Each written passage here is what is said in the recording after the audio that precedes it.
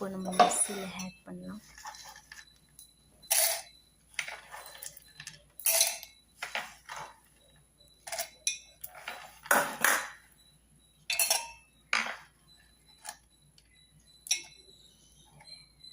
காரம் வேணுன்றவங்க அதிகமாக போட்டுக்கலாம். நான் காரம் கம்மியாக தான் செய்வேன். 2 பச்சை மிளகாய் வாஷ் பண்ண வச்ச கொத்தமல்லி. புளி அதிகமாக வேணும்னா அதிகமாக எடுத்துக்கலாம், இல்லை கம்மியாக வேணும்னா கம்மியாக போட்டுக்கலாம். எங்களுக்கு புளி அதிகமாக வேணும், நாங்கள் ஜாஸ்தியே எடுத்துக்குவோம். தண்ணியோடு நம்ம போட்டுருவோம். இப்போ இதில் வெரி சால்ட் மட்டும் போட்டுருவோம். சால்ட்டு உங்களுக்கு வேணுற அளவுக்கு சால்ட் போட்டுக்கோங்க.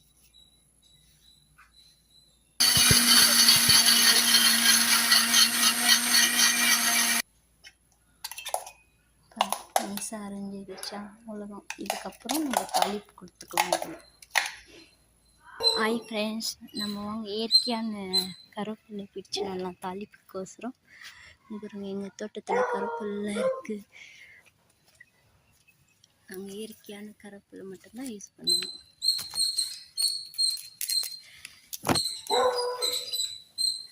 வாங்க நம்ம தாளிப்பு போகலாம். கருவேப்பிலை வாஷ் பண்ணிக்கணும். தாளிக்கிறதுக்கு ரொம்ப ஃப்ரை பண்ணி வச்சுக்கணும்.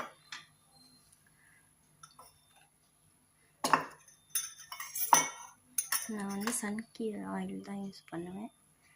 லைட்டாக நம்ம 2 ஸ்பூன் ஊற்றிக்கலாம். அளவெல்லாம் இருக்க மாட்டேன். நான் அப்படியே 2 ஸ்பூன் குக்கிங் பண்ணுவேன் இல்லையா, அப்படியே 2 ஸ்பூன் நான் யூஸ் பண்ணிக்குவேன்.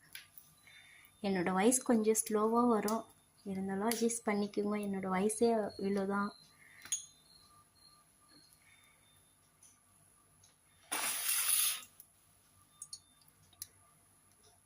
எண்ணெய் காஞ்சிச்சு, நம்ம கடுகு போட்டுக்கலாம்.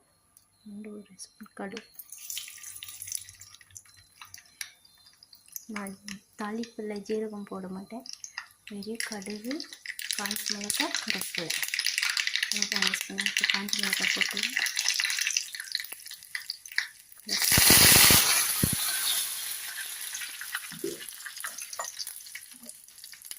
பொடி சட்னி.